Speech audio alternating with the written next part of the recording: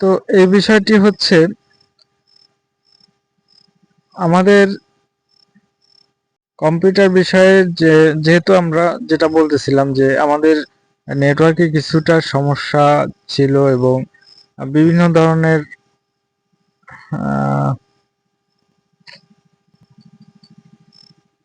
সমস্যার মধ্য থেকে মানে আপনাদেরকে হেল্প করার জন্য আমি লাইভটা পরিচালনা করতেছি, তাই অনেক সমস্যার সম্মুখীন হচ্ছি। এখানে নেটওয়ার্কের সমস্যা রয়েছে এবং আমার বিভিন্ন ধরনের ডিভাইসেরও অপর্যাপ্ততা রয়েছে, যার কারণে একটু কষ্ট করে করতে হচ্ছে।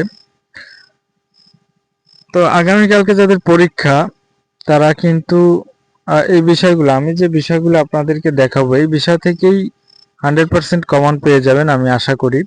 তো আমি আর আপনাদের সময় নষ্ট না করে মূল আলোচনায় চলে যাব। যারা ইতিমধ্যে লাইভটাতে যুক্ত হয়েছেন তারা অবশ্যই লাইভটাকে বেশি বেশি করে শেয়ার করে দিবেন এবং একটু ট্যাপ ট্যাপ করে দিবেন, যাতে আমাদের এখানে দর্শকরা বেশি বেশি হাজির হতে পারে বা যারা স্টুডেন্ট রয়েছে তারা যাতে বেশি বেশি করে যুক্ত হতে পারে। তো চলুন আমি আমার মূল যে বিষয়টি সেটি শুরু করতেছি। তো তার আগে যারা চাকরি প্রার্থী এবং শিক্ষার্থী রয়েছেন, যারা চাকরি খুঁজতেছেন, তারা আমাদের ইউটিউব চ্যানেলটি সাবস্ক্রাইব করে আমাদের সাথে থাকলে সকল প্রকার চাকরির নিয়োগ বিজ্ঞপ্তি এবং চাকরির প্রস্তুতিমূলক ভিডিওগুলো পেয়ে যাবেন। এবং কিছুদিনের মধ্যে আমাদের দৈনন্দিন যে লাইভটি অনুষ্ঠিত হওয়ার কথা সেটা অনুষ্ঠিত হবে।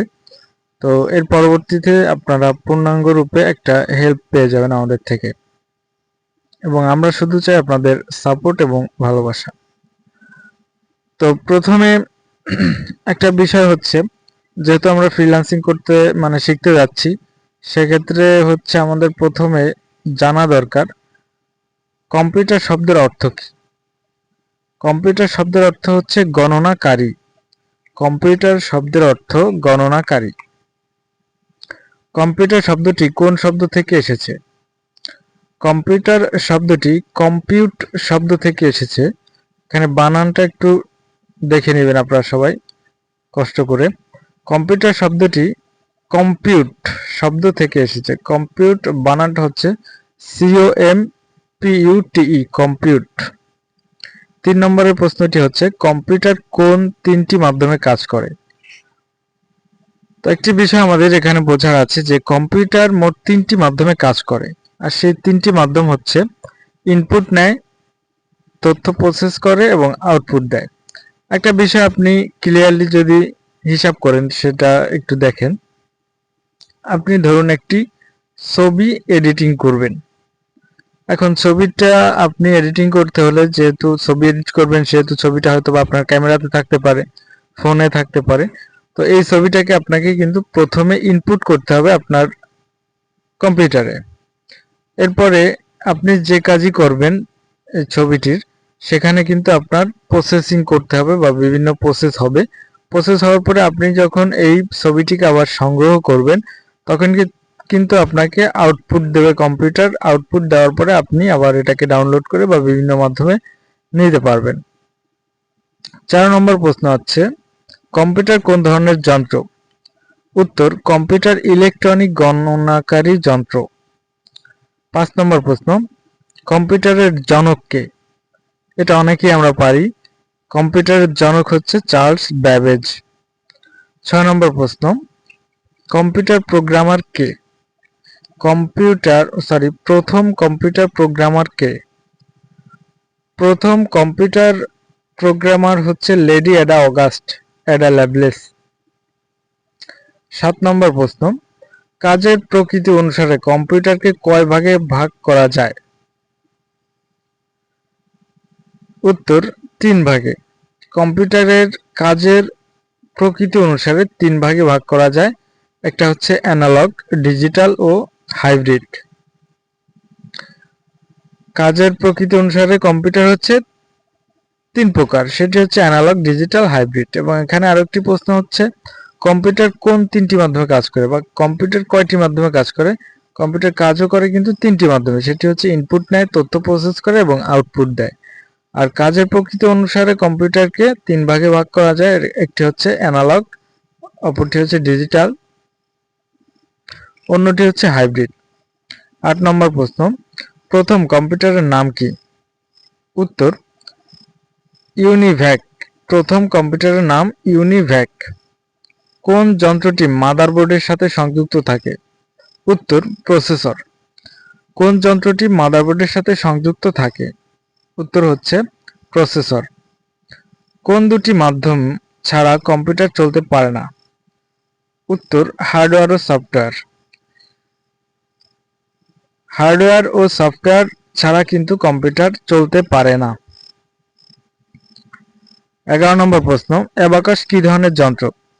উত্তর কাঠের তৈরি গণনাকারী যন্ত্র। অ্যাবাকাস হচ্ছে কাঠের তৈরি কম্পিউটার বা কাঠের তৈরি গণনাকারী যন্ত্র। 12 নম্বর প্রশ্ন, প্রিন্টার কয় ধরনের? সঠিক উত্তর হচ্ছে 3 ধরনের। প্রিন্টার 3 ধরনের, যথা লেজার, ইনকজেট, আরেকটি হচ্ছে ডকমেট্রিক। লেজার, ইনকজেট, ডকমেট্রিক।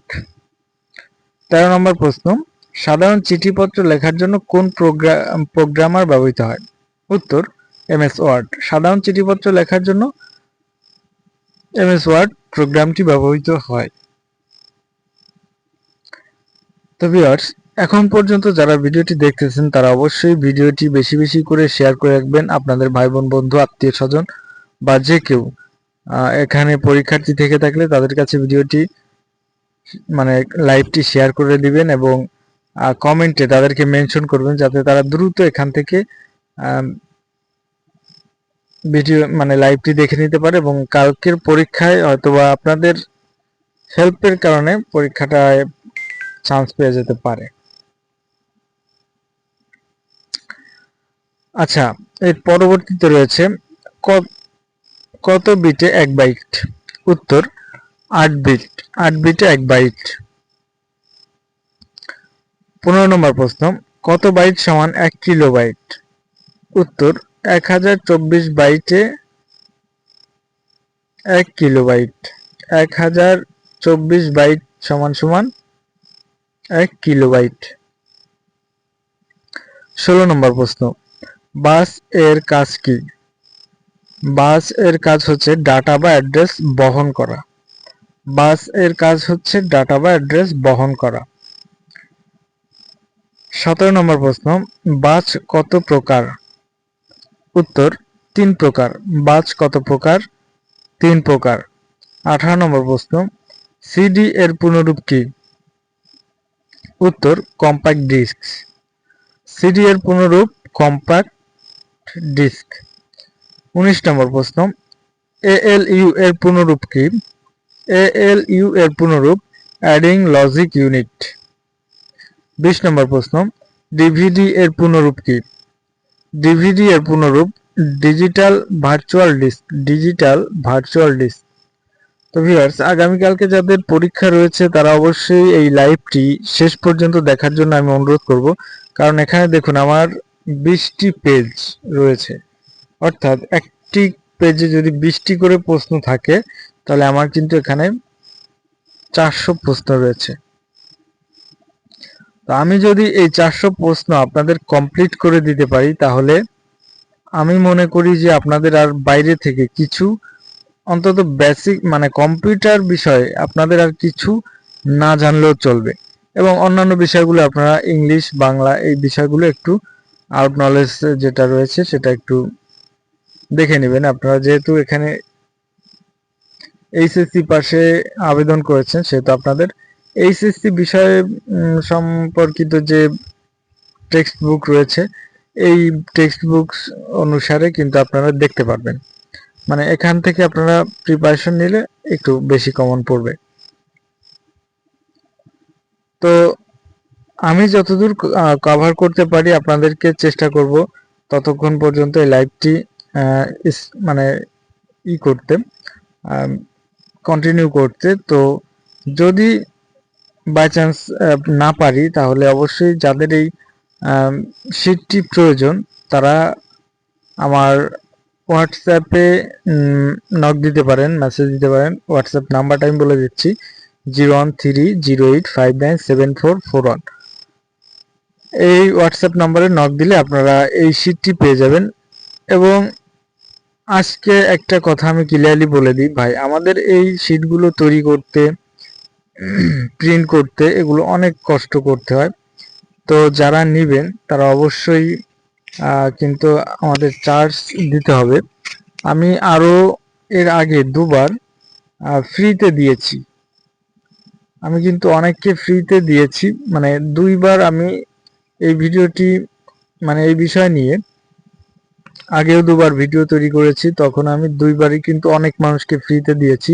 প্রায় 200+ মানুষকে আমি এই নোটটি, এই পিডিএফটি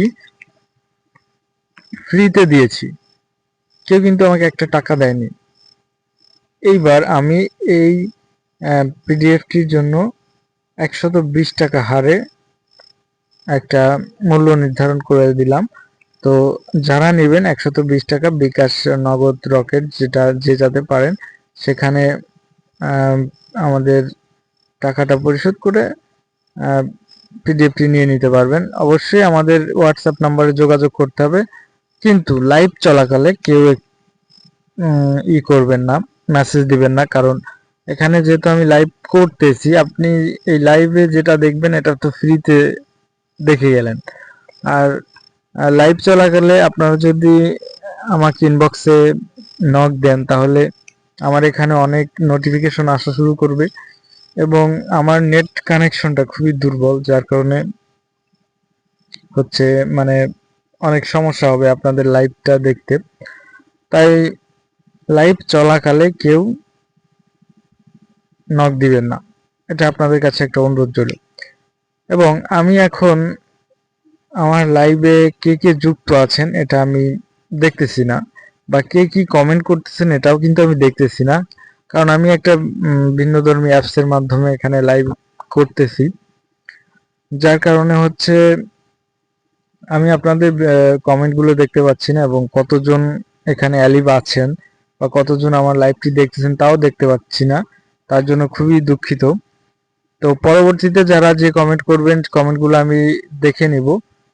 তো আপনাদের এখন আমি কিছু কুইজের জন্য কিছু প্রশ্নের উত্তর একটু লেট করে দিব, এবং আপনারা এই প্রশ্নগুলোর অ্যান্সার দেওয়ার চেষ্টা করবেন, কারণ যারা এখানে পরীক্ষা দিবেন তারা তো প্রিপারেশন আগে থেকে নিয়েছেন কিছুটা, তো নিজেকে যাচাই করার জন্য এই ফর্মুলাটা। তো ওএমআর এর পূর্ণরূপ কি? পরবর্তী প্রশ্নে আমরা চলে আসলাম, 21 নম্বর প্রশ্ন। ওএমআর এর পূর্ণরূপ হচ্ছে অপটিক্যাল মার্ক রিডার। এরপরে আমি চলে আসতেছি 22 নম্বর প্রশ্নে। এইচডিডি এর পূর্ণরূপ কি? এটা আপনাদের উপর ছুড়ে দিলাম, আপনারা অ্যান্সার করুন দ্রুত কমেন্টে। এখানে একটা সমস্যা হয়ে যাচ্ছে যে আমি কমেন্ট দেখতে পাচ্ছি না, বা আপনারা উত্তর দিবেন, অ্যান্সার করবেন কিভাবে, বিষয়টা একটু অন্যরকম মনে হলেও তো আপনারা কমেন্ট করবেন, পরবর্তীতে আমি কমেন্টের অ্যান্সার দিয়ে দেবো, এবং নিজেকে যাচাই করার জন্য হলে কমেন্ট করবেন। আচ্ছা, যারা পারেন তারা অবশ্যই দ্রুত কমেন্ট করবেন, আমি আপনাদের সময় দিব 10 সেকেন্ড। এইচডিডি এর পূর্ণরূপ কি?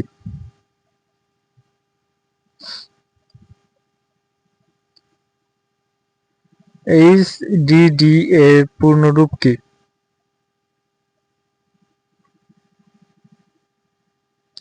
আচ্ছা, অ্যান্সারটা আমি দেখিয়ে দিচ্ছি। এইচডিডি এর পূর্ণরূপ হচ্ছে hard disk drive. Hard disk drive. 22 নম্বর প্রশ্ন, সরি 23 নম্বর প্রশ্ন। সফটওয়্যার কি? 10 সেকেন্ড সময় অ্যান্সার করতে আপনাদের।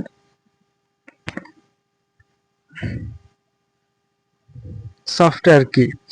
কমেন্টে প্রশ্ন মানে উত্তরটি জানান। সফটওয়্যার কি? 10 সেকেন্ড টাইম, দ্রুত কমেন্ট করুন, দ্রুত।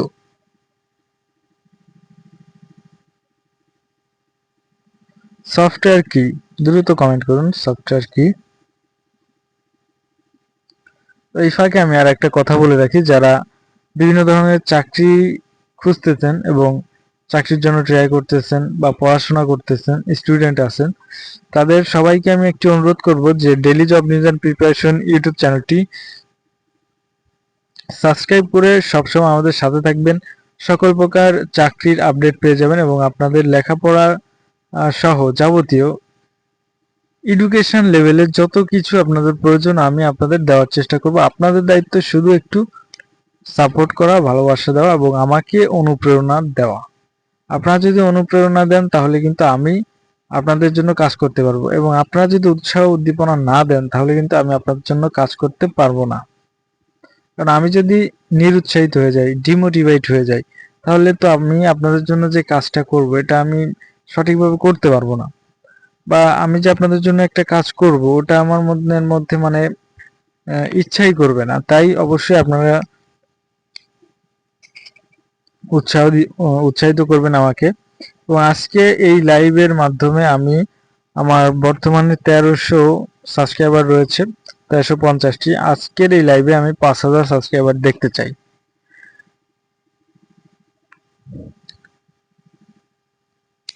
আচ্ছা, 23 নম্বর প্রশ্নের উত্তর হবে এক বা একাধিক প্রোগ্রামের সমষ্টি। সফটওয়্যার হচ্ছে এক বা একাধিক প্রোগ্রামের সমষ্টি। 24 নম্বর প্রশ্ন হচ্ছে রম কি? রম আমরা তো সবাই জানি যে বর্তমানে আমরা ফোন কিনতে গেলে বেশিরভাগ কিন্তু এই জিনিসটা আমরা চেক করি, তাই না? র্যাম কত, রম কত, এই বিষয়টা আমরা কিন্তু সলা পরামর্শ করি, একে অপরের কাছে জিজ্ঞেস করি, বা এটা দিয়ে আমরা কিন্তু ফোনের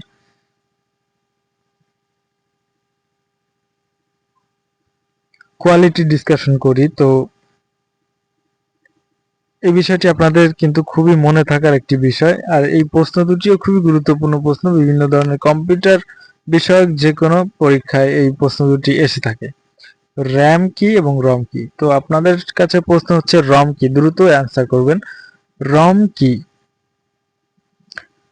তো রমের সঠিক উত্তর হচ্ছে একটি স্থায়ী মেমরি। রম হচ্ছে একটি স্থায়ী মেমরি। র্যাম কি? আচ্ছা, রম তো গেল, এবার র্যাম কি? র্যাম কি? এটার অ্যান্সার করুন দ্রুত। র্যাম কি? র্যাম হচ্ছে অস্থায়ী মেমরি, রম হচ্ছে একটি স্থায়ী মেমরি, এবং র্যাম হচ্ছে একটি অস্থায়ী মেমরি। 26 নম্বর প্রশ্ন, কোনটি ফার্মওয়্যার? কোনটি ফার্মওয়্যার? এই প্রশ্নটাই কিন্তু খুবই গুরুত্বপূর্ণ একটি প্রশ্ন। কোনটি ফার্মওয়্যার? ফার্মওয়্যার হচ্ছে রম। ফার্মওয়্যার কোনটি? রম। 27 নম্বর প্রশ্ন, প্রথম বাণিজ্যিক কম্পিউটারের নাম কি? কে বলতে পারবেন? কমেন্ট করুন দ্রুত। প্রথম বাণিজ্যিক কম্পিউটারের নাম কি?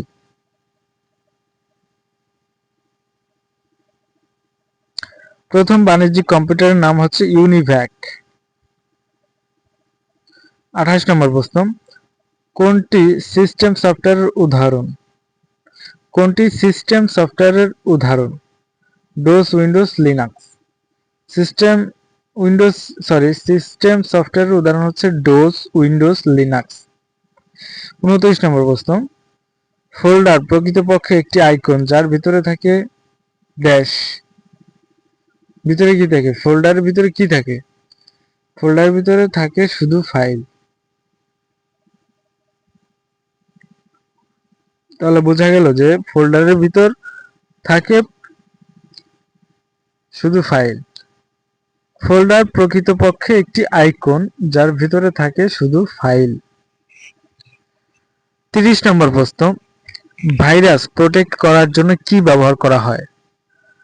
উত্তর, অ্যান্টিভাইরাস। এটা অনেকেই জানেন যে ভাইরাসের থেকে ডিভাইসকে প্রোটেক্ট করার জন্য ব্যবহৃত হয় অ্যান্টিভাইরাস। 31 নম্বর প্রশ্ন, ইন্টারনেট কানেক্ট করার জন্য প্রয়োজনীয় হার্ডওয়্যার কোনটি? ইন্টারনেট কানেক্ট করার জন্য প্রয়োজনীয় হার্ডওয়্যার হচ্ছে LAN card, cable, connector. LAN card, cable, connector. আচ্ছা, এবার এসছে কিছু ফাংশন বা সূত্র বলা যায়, ম্যাথমেটিক্যাল টার্মের বিষয়গুলো। তো যেহেতু আমরা ফ্রিল্যান্সিং কোর্সের জন্য অ্যাপ্লাই করব, মানে পরীক্ষা দিব, সেক্ষেত্রে আমাদের এই বিষয়গুলো খুবই অতটা গুরুত্বপূর্ণ না, তারপরেও এটা জানা দরকার। কিন্তু এখন এখানে আপনাদের বোঝাতে গেলে বিষয়টা আপনারা বুঝতে পারবেন না, তাই আমি এটাকে একটু স্কিপ করে যাচ্ছি। কিন্তু আপনার সূত্রটা লিখে নিতে পারেন, আমি একবার বলে দিচ্ছি। ইফ ফাংশনের উদাহরণ দিতে বলছে এখানে। তো ইফ ফাংশনের উদাহরণ হচ্ছে if first bracket minimum first bracket cn is to rn। এখানে cnrn বলতে বোঝানো হচ্ছে কলাম নাম্বার এবং রো নাম্বার। তো এখানে cn স্টার বলতে এখানে কি বোঝায় আপনারা হয়তো অনেকে জানেন। স্টার বলতে বোঝানো হয়েছে বাংলা যেটাকে আমরা বলি গুণ, cn গুণ rn is to cn গুণ rn। এবার first bracket close less than 33 quotation fail quotation শেষ, আবার কমা কোটেশন শুরু পাস কোটেশন শেষ, ফার্স্ট ব্র্যাকেট এন্টার। এটা হচ্ছে এই সূত্রটা যদি আপনি অ্যাপ্লাই করেন তাহলে পাস ফেলের একটি হিসাব আপনি করতে পারবেন। যে আমরা রেজাল্ট শিট যেভাবে তৈরি করি, এই রেজাল্ট শিটটা তৈরি করতে গেলে আমাদের দেখবেন যে 33 পাইলে পাস আর 32 পাইলে ফেল। 33-এর উপরে যতই যাবে তত মানে সবই পাস, এবং 33-এর নিচে যত আসবে তত ফেল। এই বিষয়টা হচ্ছে এরকম যে এখানে যদি 33 হয়, এই কলমান নাম্বার এবং রো নাম্বার দেওয়া আছে, এই রো এর মধ্যে থেকে এখানে আপনার কম্পিউটার মাউস থেকে ই করে দিলেও হয়, লিখে দিলেও হয়। তো আপনারা যদি এটাকে ওইভাবে লিখে দেন তাহলে এই যে ফাংশন বুঝে নেবে কি, এখানে এই কলমের ভিতরে যদি 33 নম্বর থাকে তাহলে সে পাস, এবং 33 নম্বরের কম যে থাকবে সে হচ্ছে ফেল। তো এটা আমাদের কিন্তু বাছাই করে করে আমরা যেভাবে বাছাই করব মানে ম্যানুয়ালি যেভাবে বাছাই করা হয়, এভাবে যদি করতে যে অনেক সময়ের প্রয়োজন হবে। তো এখানে আমরা যদি কম্পিউটার ব্যবহার করে এমএস অফিস ব্যবহার করে এই কাজগুলো করি, খুবই অল্প সময়ের মধ্যে সবকিছু বের করে ফেলতে পারবো। এরপরে আছে 33 নম্বর প্রশ্ন, বিআইওএস এর পুনরূপ কি? বিআইওএস এর পুনরূপ হচ্ছে বেসিক ইনপুট আউটপুট সিস্টেম। বিআইওএস এর পুনরূপ হচ্ছে বেসিক ইনপুট আউটপুট সিস্টেম। 34 নম্বর প্রশ্ন, ইউএসবি এর পুনরূপ কি? ইউএসবি এর পুনরূপ হচ্ছে universal serial bus. Universal serial bus. 35 নম্বর প্রশ্ন, তৃতীয় প্রজন্মের কম্পিউটারের বৈশিষ্ট্য কি? তৃতীয় প্রজন্মের কম্পিউটারের বৈশিষ্ট্য হচ্ছে ট্রানজিস্টর। তৃতীয় প্রজন্মের কম্পিউটারের বৈশিষ্ট্য ট্রানজিস্টর। 36 নম্বর প্রশ্ন, এমএস ওয়ার্ড কোন ধরনের সফটওয়্যার? উত্তর, অ্যাপ্লিকেশন সফটওয়্যার। এমএস ওয়ার্ড একটি অ্যাপ্লিকেশন সফটওয়্যার। 37 নম্বর প্রশ্ন, এমএস ওয়ার্ডে মেনু বারে কয়টি মেনু আছে? এমএস ওয়ার্ডে মেনু বারে 9টি মেনু আছে। 38 নম্বর প্রশ্ন, এমএস ওয়ার্ড প্রোগ্রামে সেভ করতে সংক্ষিপ্ত কিবোর্ড কমান্ড কোনটি? এই সংক্ষিপ্ত কিবোর্ড কমান্ডের যে প্রশ্নগুলো রয়েছে, এই প্রশ্নগুলো কিন্তু খুবই গুরুত্বপূর্ণ। এই বিষয়গুলো আপনারা মানে সবকিছু জেনে নেবেন যে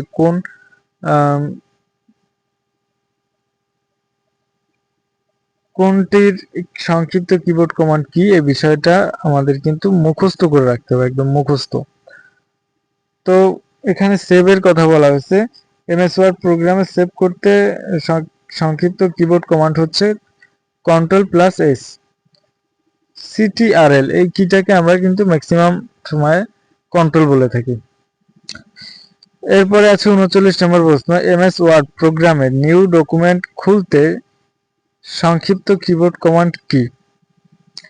এমএস ওয়ার্ডে নিউ ডকুমেন্ট খুলতে সংক্ষিপ্ত কিবোর্ড কমান্ড হচ্ছে Ctrl+N। প্লাস দেখে ভাইবেন না যে আবার আপনাদের কন্ট্রোল এবং এন কে প্লাস যোগ করতে বলা হয়েছে, না, এটা হচ্ছে আমাদের এই কাজগুলো করতে হলে এমএস ওয়ার্ডে নিউ ডকুমেন্ট খুলতে সংক্ষিপ্ত কিবোর্ড কমান্ড যেভাবে দিবেন সেটি হচ্ছে আগে প্রথমে হচ্ছে কন্ট্রোল চেপে ধরবেন, তারপরে এন, তাহলে আপনার নিউ ডকুমেন্ট খোলা হয়ে যাবে। এরপরে আছে 40 নম্বর প্রশ্ন, ডকুমেন্টে ব্লক করা অংশ বোল্ড করা কিবোর্ড কমান্ড কোনটি? এটার উত্তর হচ্ছে কন্ট্রোল প্লাস বি। 4 নম্বর প্রশ্ন, পেজ সেটআপ করার কমান্ড কি? উত্তর file, page setup, margin, paper size, okay. তো আমরা যারা পেজ সেটআপ বুঝি না তারা কিন্তু পেজ সেটআপের জন্য এই সংক্ষিপ্ত কিবোর্ড কমান্ডগুলো বেছে নিতে পারে। পেজ সেটআপ কি? পেজ সেটআপ হচ্ছে পৃষ্ঠার পরিমাপ নির্ধারণ করা। পেজ সেটআপ হচ্ছে পৃষ্ঠার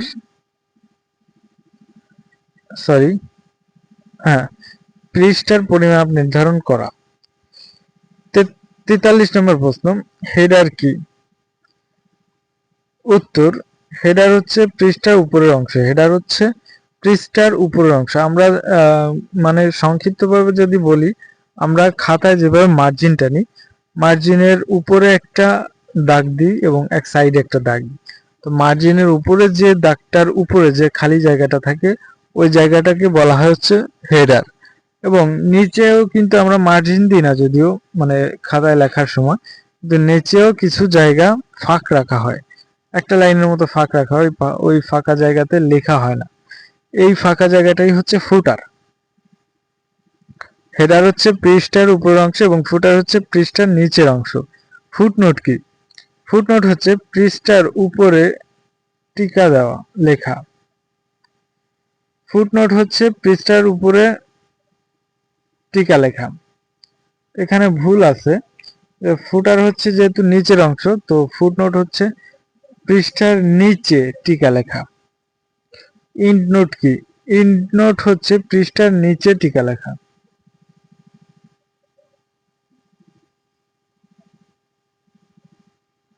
আচ্ছা, 47 নম্বর প্রশ্ন, ক্যাপশন কি?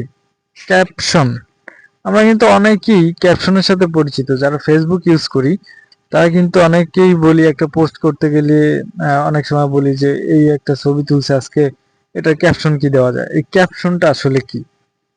ক্যাপশন হচ্ছে চিত্র, গ্রাফ ও ছবিতে সক্রিয় নম্বর করা ও ডিজাইন করা। ক্যাপশন হচ্ছে চিত্র, গ্রাফ বা ছবিতে সক্রিয় নম্বর করা ও ডিজাইন করা। 48 নম্বর প্রশ্ন, ইনসার্ট পিকচারের কাজ কি? উত্তর ছবি সংযোজন করা। ইনসার্ট পিকচারের কাজ হচ্ছে ছবি সংযোজন করা। 49 নম্বর প্রশ্ন, টেক্সট বুক এর কাজ কি? টেক্সট বুক, টেক্সট বুকের কাজ হচ্ছে লেখার জন্য বক্স অঙ্কন করা। টেক্সট বুক হচ্ছে লেখার জন্য বক্স অঙ্কন করা। 50 নম্বর প্রশ্ন, নিচের কোনটি ডাটাবেস ফাংশন? উত্তর ডিএসইউএম, ফার্স্ট ব্র্যাকেট শুরু এবং first bracket close.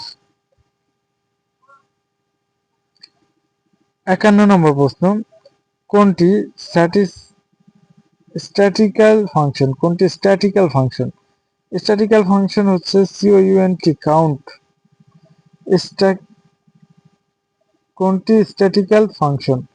সিওইউএনটি, count, first bracket শুরু ফার্স্ট ব্র্যাকেট শেষ হচ্ছে স্ট্যাটিক্যাল ফাংশন। 52 নম্বর প্রশ্ন, নিচের কোনটি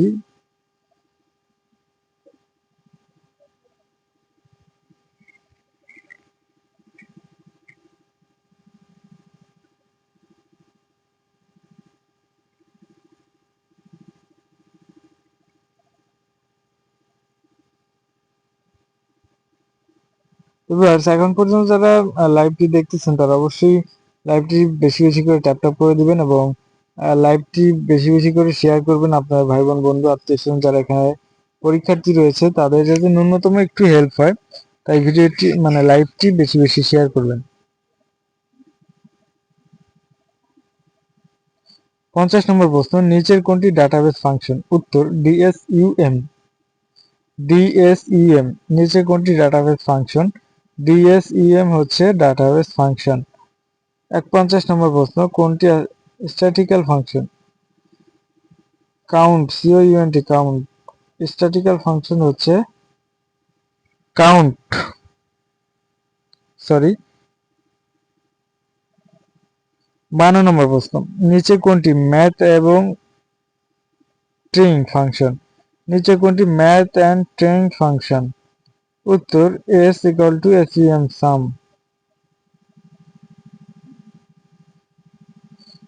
53 নম্বর প্রশ্ন, নিচে কোনটি ফাইন্যান্সিয়াল ফাংশন? উত্তর SUM।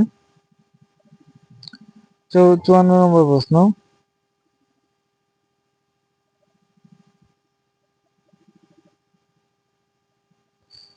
কোনটি লজিক্যাল ফাংশন? লজিক্যাল ফাংশন হচ্ছে ইফ। ইফ দিয়ে যে সূত্রটি শুরু হয় এটাই হচ্ছে লজিক্যাল ফাংশন। আচ্ছা, 55 নম্বর প্রশ্ন, কোনটি টেক্সট ফাংশন? টেক্সট ফাংশন হচ্ছে ABS। 56 নম্বর প্রশ্ন, কোনটি লজিক্যাল ফাংশন? লজিক্যাল ফাংশন হচ্ছে ইফ, এবং কোনটি টেক্সট ফাংশন? টেক্সট ফাংশন হচ্ছে ABS। 56 নম্বর প্রশ্ন, নিচে কোনটি ইনফরমেশন ফাংশন? ইনফরমেশন ফাংশন হচ্ছে ইনফো।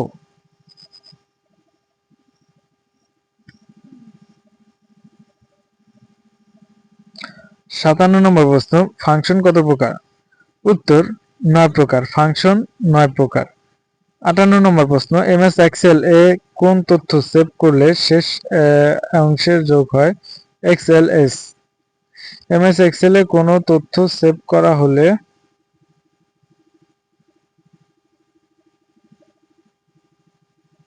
শেষ অংশে কি যোগ হয়? XLS।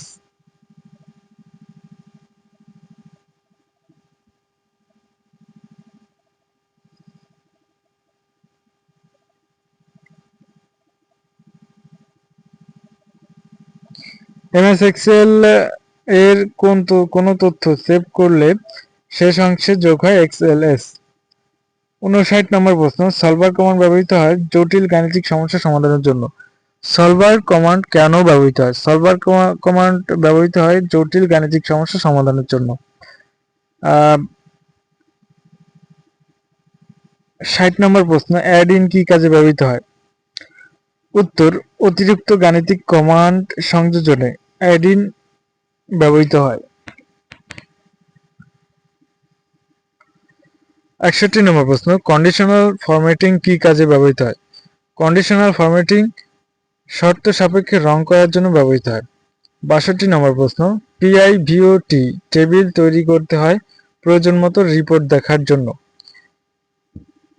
63 নম্বর প্রশ্ন, ম্যাক্রো কি? MAC আর ম্যাক্রো কি? উত্তর নির্দিষ্ট ভাষায় লেখা কতগুলো নির্দেশের সমষ্টি। 64 নম্বর প্রশ্ন, স্প্লিট উইন্ডো এর কাজ কি? স্প্লিট উইন্ডো এর কাজ উইন্ডোকে বিভক্ত করা। স্প্লিট উইন্ডো এর কাজ উইন্ডোকে বিভক্ত করা। 65 নম্বর প্রশ্ন, শর্ট কি? SORT, শর্ট কি? শর্ট হচ্ছে মানের উচ্চক্রম বা নিম্নক্রম অনুসারে সাজানো। ছোট থেকে বড় ও বড় থেকে ছোট অনুসারে সাজানোকে হচ্ছে শর্ট বলে। তো ভিউয়ার্স, আজকের এই লাইভটি অনেক বড় হয়ে যাচ্ছে, তাই আমি আর কন্টিনিউ করছি না। অবশ্যই যাদের এই পিডিএফটি প্রয়োজন তারা অবশ্যই আমার হোয়াটসঅ্যাপে যোগাযোগ করতে পারেন। হোয়াটসঅ্যাপ নাম্বারটি হচ্ছে 013085974441। তো সবাইকে আমি দেওয়ার চেষ্টা করব। অবশ্যই টেক্সট করবেন, কিন্তু এখানে চার্জ প্রযোজ্য হবে। তো ভিউয়ার্স, আজকের লাইভটি এখানেই শেষ করছি। সবাই ভালো থাকবেন, সুস্থ থাকবেন এবং সুন্দরভাবে পরীক্ষা দিবেন। এবং এখন পর্যন্ত যেটা আপনাদেরকে দেখালাম এটা অবশ্যই একটু নোটস করে রাখবেন বা লিখে লিখে পড়বেন, তাহলে আপনাদের জন্য ভালো হবে। তো সবাইকে টাটা, আসসালামু আলাইকুম।